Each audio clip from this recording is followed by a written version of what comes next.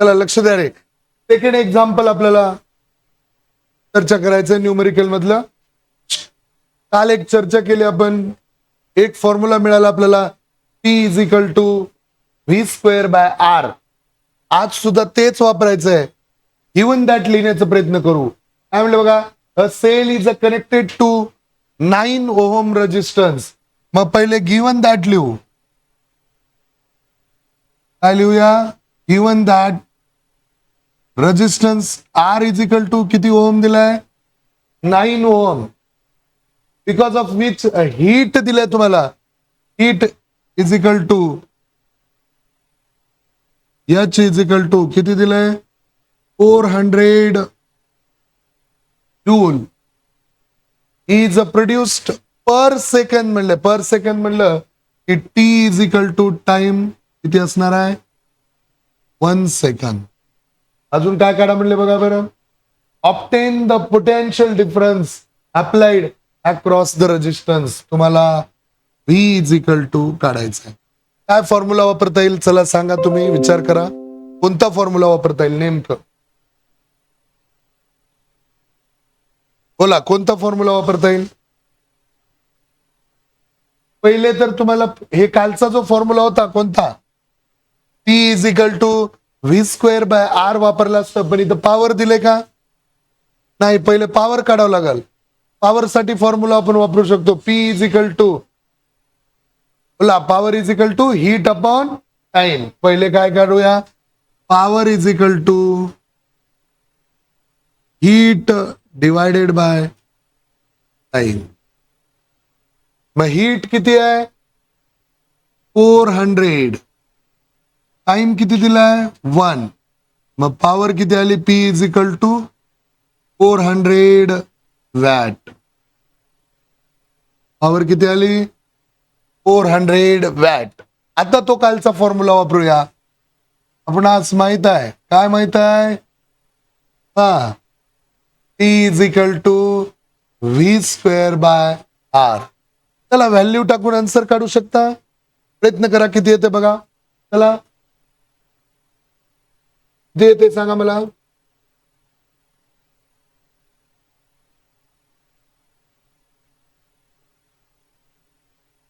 चला समजून घेऊ. P बरोबर किती टाकलं आपण?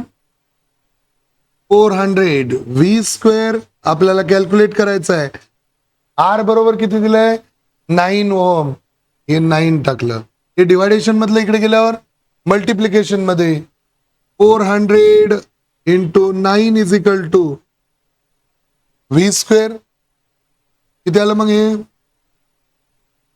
3600 is equal to V square. आता घ्यावं लागेल काय? Square root. व्ही स्क्वेअर आहे, स्क्वेअर रूट काढल्यावर काय आलं? व्ही. आणि हा कशाचं स्क्वेअर आहे? 60. आणि युनिट काय लिहिलं? व्होल्ट. आलं लक्षात? सोपा आहे. हा झाला सेकंड न्यूमेरिकल. कालचाच फॉर्म्युला वापरला. P is equal to V square by R. Same फॉर्म्युले, काहीच बदल नाही. फक्त काल जो तयार केलेला फॉर्म्युला होता हा थोडा हायलाइट करून ठेवा.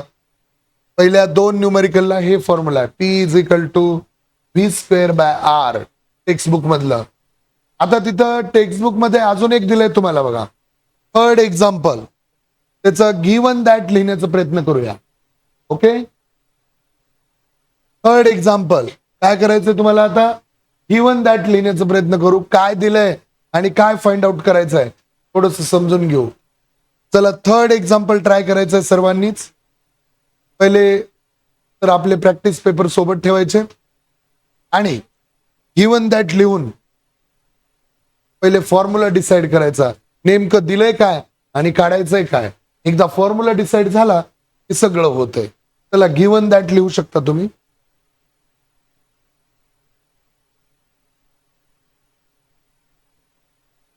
चला पुन्हा माझ्या बरोबर सोडवा.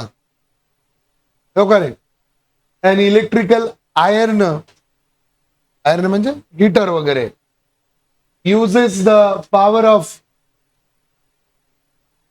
1100 watt when it is set to high temperature. तर 2 कंडिशन घेऊ आपण. एक कंडिशन आहे एक कंडिशन आहे हाय टेम्परेचरची आणि दुसरी कंडिशन आहे लो टेम्परेचरची. म्हणजे जसं हीटर आपण हाय टेम्परेचरला सेट केलं तर इथं पॉवर किती दिल्या, हाय टेम्परेचरची किती पॉवर दिले, बोला किती दिले, हा, आणि लो टेम्परेचरला पॉवर किती दिले, 330 वॅट. लो टेम्परेचरला पॉवर किती दिले, 330 वॅट. अजून काय काय दिले आपल्याला, find out the electrical current of respective resistance for two setting. तुम्हाला दोन गोष्टी काढायच्या, एक इलेक्ट्रिकल करंट आणि दुसरं रेजिस्टन्स काढायचं आहे, दोन्ही सेटिंगचं. पण व्होल्टेज दिलंय तुम्हाला, किती दिलंय, 220 व्होल्ट. मग हे का इकडं पण व्होल्टेज एवढंच असणार आहे, व्ही इज इक्वल टू किती, 220 व्होल्ट. इकडं पण असणार आहे V is equal to 220 volt. इकडचं करंट आपण समजूया I1, तर इकडचं करंट आहे I2. इकडचा रेजिस्टन्स आहे R1, तर इकडचा रेजिस्टन्स आहे R2. दोन्ही व्हॅल्यू काढायच्या तुम्हाला. म्हणजे न्यूमेरिकल जे हे विचारलेलं आहे PYQ आहे पहा, बोर्डामध्ये 2-3 वेळा विचारलेला न्यूमेरिकल आहे. ओके, महत्वाचं आहे. किती व्हॅल्यू काढायचे, जवळजवळ 4 व्हॅल्यूज आहेत. म्हणजे 3 मार्काचं तर क्वेश्चन आरामात आहे. विचार करा, आता करंट काढायचा आहे. एक फॉर्म्युला आपल्याला माहित आहे, वी नो दॅट, आपणास माहित आहे. इकडं पण तसंच, कसं, वी नो दॅट. काय माहिती आहे आपल्याला, E is equal to V into I. E is equal to काय फॉर्म्युला आहे, व्ही इंटू आय. इकडच्या कंडिशनला काय म्हणूया, I1. V1 मानायची काय गरज नाही, दोन्ही ठिकाणी काय असणार आहे, व्होल्टेज सेम. इकडं पण P is equal to V into I2.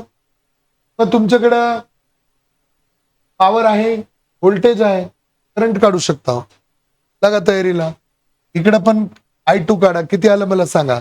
किंवा अजून फॉर्म्युला तयार करायचं म्हणलं तर I1 बरोबर काय आलं, हे P बाय व्ही.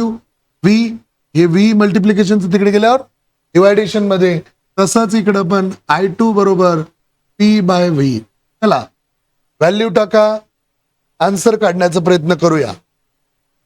सोबतच माझ्या न्यूमेरिकल सोडवायचे तुम्हाला. सोपा आहे एकदम. व्हॅल्यू टाका, आन्सर काढा.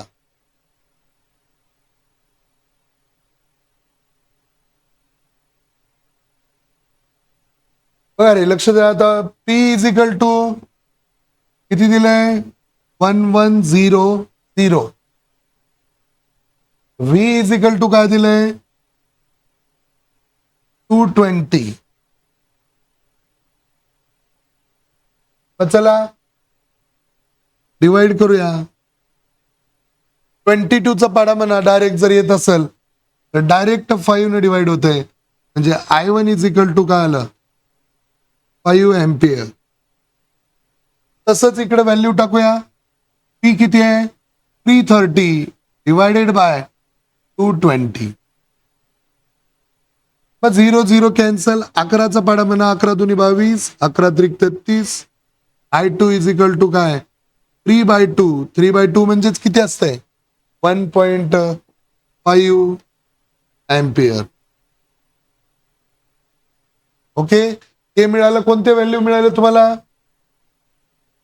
I1 मिळालं, I2 मिळालं. पण अजून 2 व्हॅल्यू काढायचे आपल्याला, R1 R2. त्यासाठी वापरू Ohm's law, V is equal to I into R. आता कोणता लॉ वापरूया, ओहम्स लॉ. हे का रे, अकॉर्डिंग टू ओहम्स लॉ,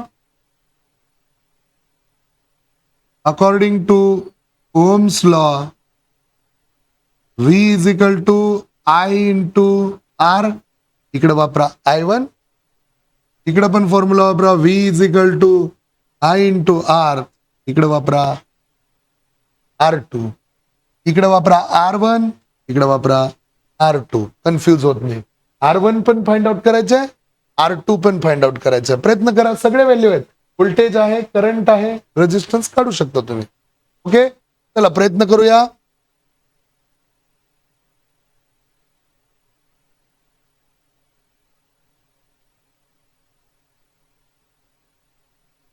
चला व्हॅल्यू टाका सगळ्या. बघा व्ही बरोबर किती आहे 220. I1 किती आलं 5 इंटू R1. मग डिवायडेशन मध्ये हे मल्टिप्लिकेशनचं इकडे गेल्यावर डिवायडेशन मध्ये R1 बरोबर काय आलं 220 डिवायडेड बाय 5. तर हो का 5 चोक 20 उरले 2 परत 5 चोक 20. R1 बरोबर आलं 44 ओहम.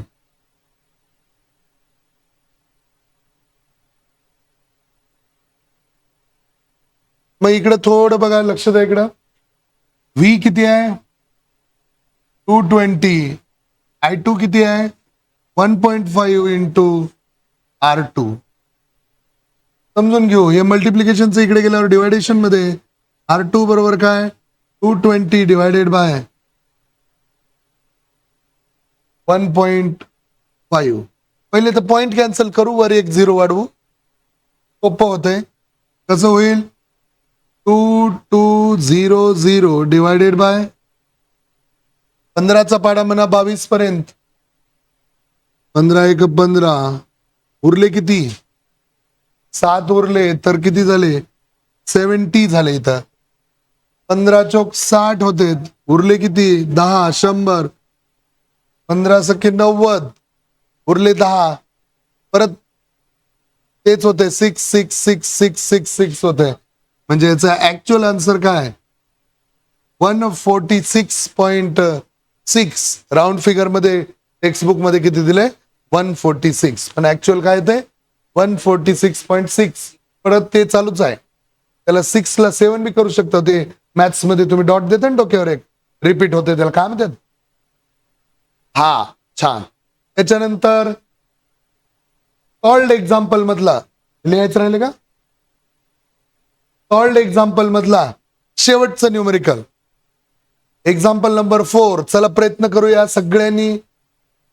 गिव्हन दॅट लिहिण्याचा प्रयत्न करायचं. जेवढं लवकर तुम्हाला गिव्हन दॅट लिहिता येईल आणि फॉर्म्युला कळाला 50% काम झालं. काय दिलंय, काय फाइंड आउट करायचं आहे हे फक्त एकदा जमलं की झालं. Okay, example number 4.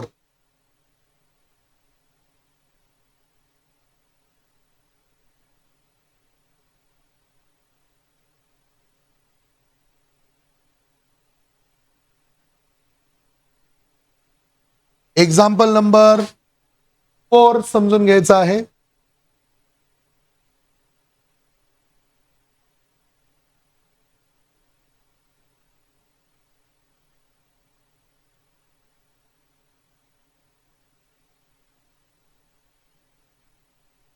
चला सॉल्व्ड एक्झाम्पल मधलं हे एक्झाम्पल नंबर 4 काय दिलंय आणि काय काढायचं आहे.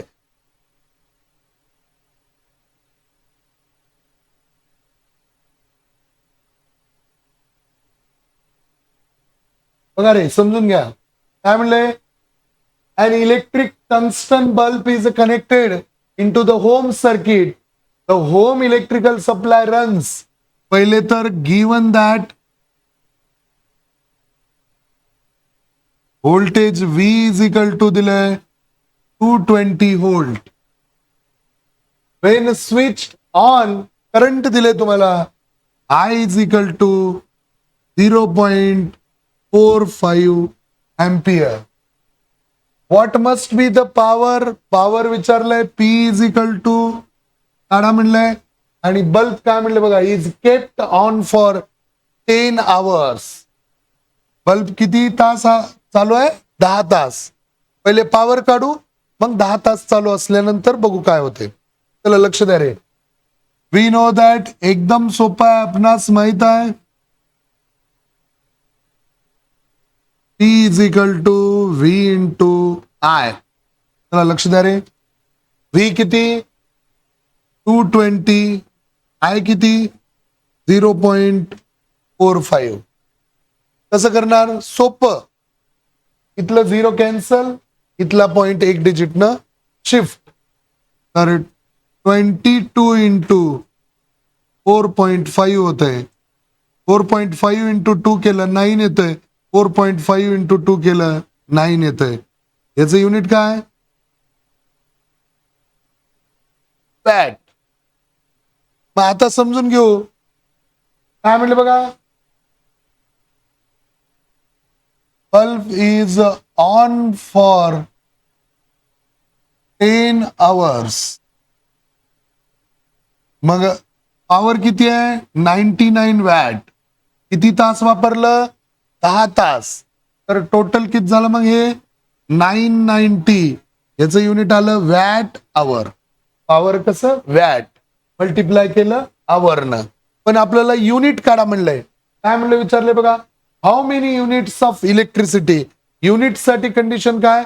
KWH पाहिजे. KW म्हणजे किलो वॅट. मग टू फाइंड द युनिट, काय करावं लागेल मग? हे 990 आहे, याला 1000 ने डिवाइड केलं की काय येते? हे होते KWH. किती आलं मग? 1 0 कटला, 1 0 कटला, 2 0 कॅन्सल, पॉइंट 2 डिजिट न शिफ्ट. मग किती आलं? हे 0.99 KWH. जेवढे KWH आहेत तेवढेच काय असते? युनिट असते. दोन्ही लिहू शकता. 0.99 म्हणजे जवळजवळ 1 युनिट पडेल. किती वेळ वापरायचे आहे? त्या बल्बची पॉवर करंट एवढा आहे, पण किती तास वापरलं? 10 तास वापरल्यावर 1 युनिट पडेल. कळलं? मग आता हे असाच सेम प्रॉब्लेम लाईट बिलचा हे आपण एका दिवसाचं काढलं. तुम्हाला एक्सरसाइज मध्ये एक न्यूमेरिकल आहे. किती नंबर आहे बघा. मंथ ऑफ एप्रिलचं लाईट बिल काढा म्हणलंय. किती म्हणलंय? In the month of April पूर्ण महिन्याचं लाईट बिल काढा म्हणलंय. आता आपल्याला हे एक दिवसाचं 1 युनिट आहे, तर पूर्ण महिन्याचं म्हणलंय. मला वाटतं क्वेश्चन नंबर डी आहे का? चला क्वेश्चन नंबर 12D सेमच आहे. पहिले हे समजून घेऊ. असंच 12D तुम्हाला सोडवायचं आहे. एक्सरसाइज मध्ये जा. Question number 12D given that लिहिण्याचा प्रयत्न करा. सोडवूया. चला रेडी? घरी नाही, इथं सोडवायचं.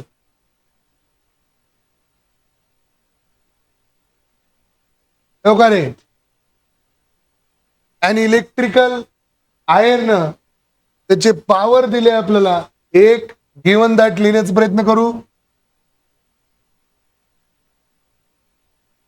Given that P is equal to 1100 watt he power दिली आहे. परत काय म्हणले बघा. डेली यूज किती आहे? एखादी प्रेस वगैरे आहे तर डेली यूज किती आहे? 2 hours.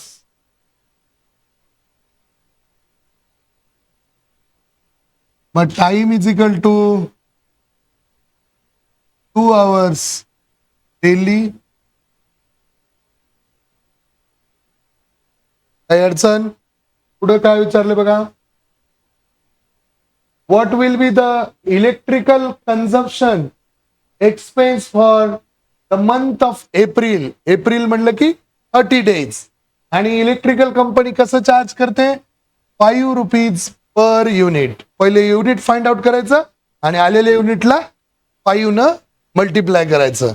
आता आपल्याकडे 10 रुपये आहे जवळजवळ युनिट. बरं, 7 रुपये, 10 रुपये, आणि जे रेंट न राहतं त्यांना 12-15, काही विषय नाही. ओके, समजून घेऊ. आणि व्होल्टेज दिले का? का दिले बघा तिथं व्होल्टेज दिले का?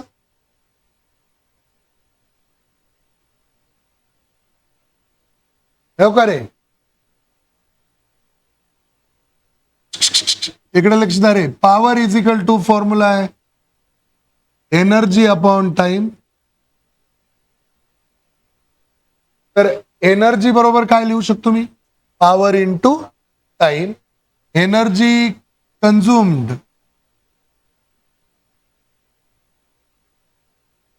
Is equal to power into time. Power ते प्रेस आहे त्याची पॉवर आहे, आणि किती तास वापरले रोज? किती तास वापरले? 2 तास. तर किती आलं हे?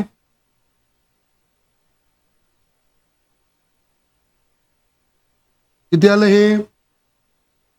2200. बरोबर. आता काय म्हणले? In the month of April किती दिवस असतील मग?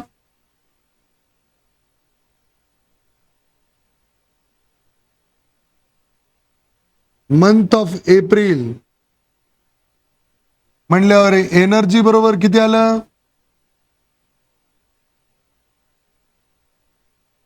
कितीनं मल्टिप्लाय केलं आपण?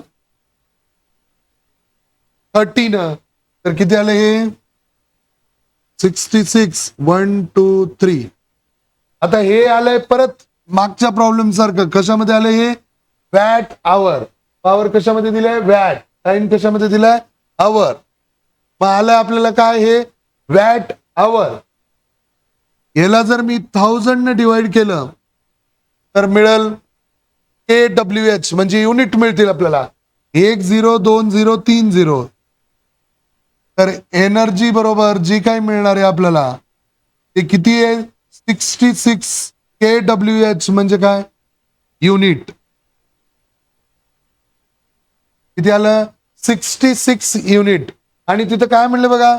इलेक्ट्रिसिटी डिपार्टमेंट चार्ज करते. Charges per unit. Per unit charges जे आहेत ते किती आहेत? 5 रुपीज पर युनिट. मग टोटल बिल बरोबर काय येईल? टोटल बिल बरोबर टोटल युनिट किती? 66. पर युनिट किती रुपये? 5 रुपीज. तर किती आलं मग हे? 330 रुपये त्या महिन्याचं काय येणार आहे? लाईट बिल येणार आहे. सोपं आहे का नाही बघा? काय केलं? पॉवर दिले, टाइम दिला. पॉवर इंटू टाइम केलं, 1 दिवसाचे वॅट आवर काढले. पुन्हा 30 दिवसाचे कॅल्क्युलेट केलं, त्याला युनिट मध्ये कन्वर्ट केलं आणि युनिटला कितीने मल्टिप्लाय केलं? Multiply by 5. ओके, लक्षात येतंय? इझी. लिहून घ्या मग.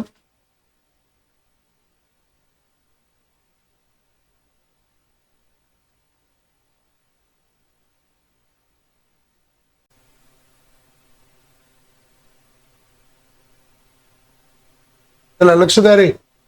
एक्सरसाइज मधला क्वेश्चन नंबर 12A काय आहे बघा? सोपा आहे एकदम. Heat energy is being produced in a resistance in a circuit at the rate of power is equal to आपल्याला काय दिले बघा? पहिले given that power is equal to किती दिले? 100 वॅट. पुढे काय म्हणले बघा? the current of 3 ampere. Current is equal to किती दिले? 3 एम्पियर. मग काय कॅल्क्युलेट करा म्हणले तुम्हाला? What must be the resistance. R आपल्याला काढायचं आहे. कसं सोडवता येईल विचार करा. कोणता फॉर्म्युला वापरता येईल? P is equal to I square R. कुठून आणलो ही फॉर्म्युला?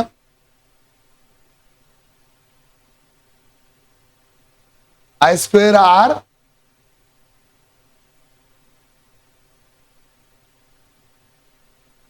चला विचार करूया कसं सोडवता येईल. P is equal to I square R.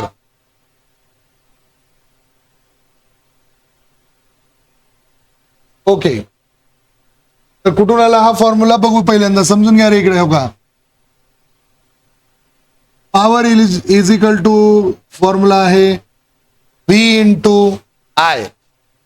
पण इथं V दिले का आपल्याला? नाही. पण आपल्याकडं रेजिस्टन्स काढा म्हणलंय. इकडे लक्ष द्या रे. नवीन फॉर्म्युला तयार होतोय. ओम्स लॉ आपल्याला माहित आहे. कोणता? हो का रे? ओम्स लॉ काय आहे? V is equal to I into R. म्हणजे V च्या ऐवजी आपण काय ठेवू शकतो? I into R. तर P इज इक्वल टू या V च्या ऐवजी ठेवलं I इंटू आर आणि इथं जसं आलं तसं I. डायरेक्ट जसं तुम्ही फॉर्म्युला सांगितलात सॉरी आय इंटू आर, तर P is equal to formula तयार होईल आय स्क्वेअर आर. असा डायरेक्ट फॉर्म्युला, जसं अजून एक आपण P is equal to V square by R एक ठेवला होता लक्षात, तसाच एक फॉर्म्युला लक्षात ठेवू, P is equal to I square into R. Value टाका सगळ्या. पी बरोबर किती आहे 100, I square 3 square into R. मग किती येईल 100 डिवायडेड बाय 3 स्क्वेअर किती झालं 9 बरोबर आर.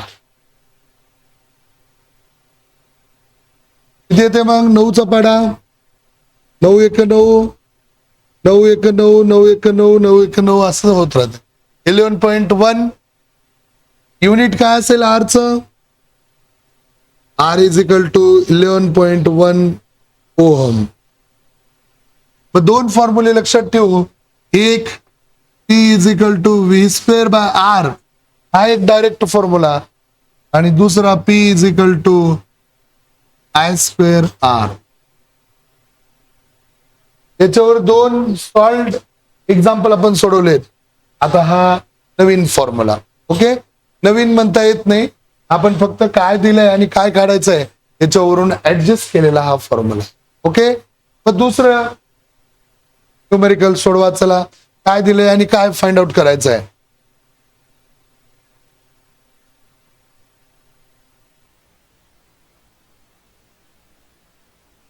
हा, दुसऱ्या याच्यामध्ये बघा रे काय म्हणलंय, 2 टंगस्टन बल्ब. समजा असे 2 बल्ब आहेत, 1 2, एकाचा पॉवर दिलंय 100 वॅट, दुसऱ्याचं दिलंय 60 वॅट. पण total power is equal to काय येईल 100 प्लस 60, टोटल पॉवर किती झाली 160 वॅट. अजून काय दिलंय, works on 220 volt potential difference. Voltage V is equal to किती दिले 220, आणि काय काढा म्हणलंय करंट कॅल्क्युलेट करा म्हणलंय. आय इज इक्वल टू काढायचे आपल्याला. लई सोपा formula, P is equal to formula काय व्ही इंटू आय. पी किती आहे 160, आय किती व्ही किती 220, आय आपल्याला काढायचं. मग मल्टिप्लिकेशनचं इकडे गेल्यावर डिवायडेशन मध्ये किती आलं बघा. हे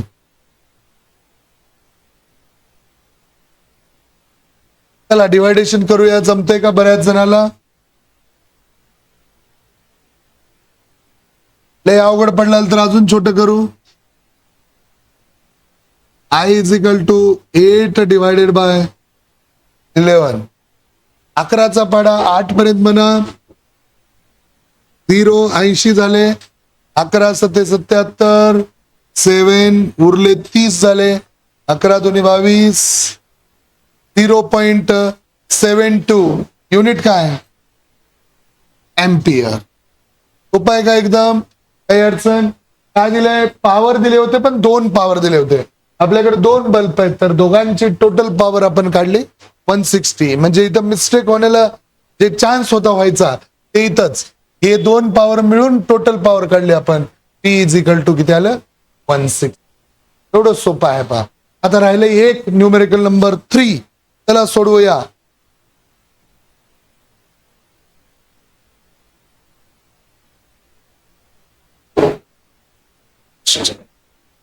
तर शेवटचं एक न्यूमेरिकल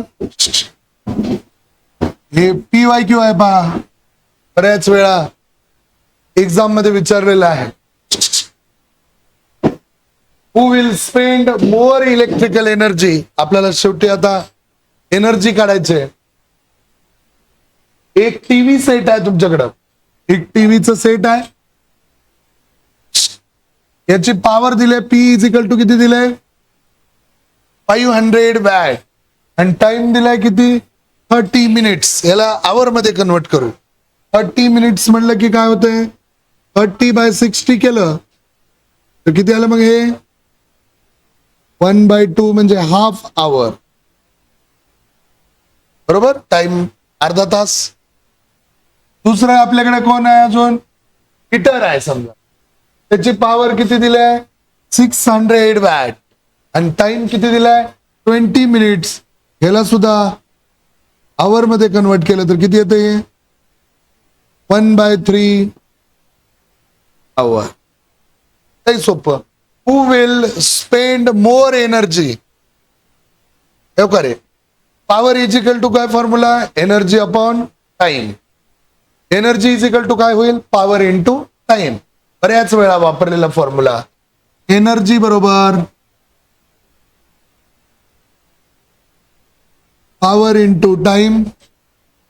इकडे पण तेच वापरू, एनर्जी बरोबर पॉवर इंटू टाइम. त्याला व्हॅल्यू टाका, आन्सर काढा. कोणाची एनर्जी जास्त होते, इकडची पॉवर किती आहे 500, टाइम किती आहे 1/2. जर हे 2 न डिवाइड केलं तर हे किती आलं 250. पॉवर मोजलो वॅट मध्ये, टाइम मोजलो आवर मध्ये. युनिट काय आलं वॅट आवर. इकडे किती येते बघा 600 इंटू 1/3 तर किती आलं मग 200 वॅट आवर. मग कोण जास्त एनर्जी घेते, हीटर का टीव्ही सेट. इथं आले 200, इकडे आले 250. तर आन्सर काय सांगता येईल, TV set will spend more electrical energy. कळते. असे चारही न्यूमेरिकल्स आपले याच्यामधले एक्सरसाइज मधले बी झाले आणि महत्वाचं सॉल्ड एक्झाम्पल सुद्धा आपले संपलेले आहेत. म्हणजे आता हे लेसनचा जेवढा थिअरी पार्ट आहे तो आपल्याला एकदम सिरियली घेता येईल. त्याच्यामध्ये heating effect of electric current, magnetic effect of electric current, electric motor, electrical generator, असे काही कन्सेप्ट आहेत. न्यूमेरिकल्स आता तुम्ही परत एकदा रिव्हिजन करा, 1 वेळा 2 वेळा लिहून काढा, अभ्यास करा. आणि हे जे न्यूमेरिकल्स आहेत यातले बरेचसे PYQ आहेत पहा. तुम्हाला जे मी आता PYQ अपलोड केलेले आहेत त्याच्यामध्ये तुम्ही जाऊन बघितलं तर आता आपण जेवढे घेतलेले सॉल्ड एक्झाम्पल जास्त वेळा परीक्षेमध्ये पडतात एक्सरसाइज क्वेश्चन पेक्षा. सॉल्ड एक्झाम्पल पासून एवढे झाले तेवढे न्यूमेरिकल्स पुन्हा एकदा सॉल्व्ह करूया. Okay, ready.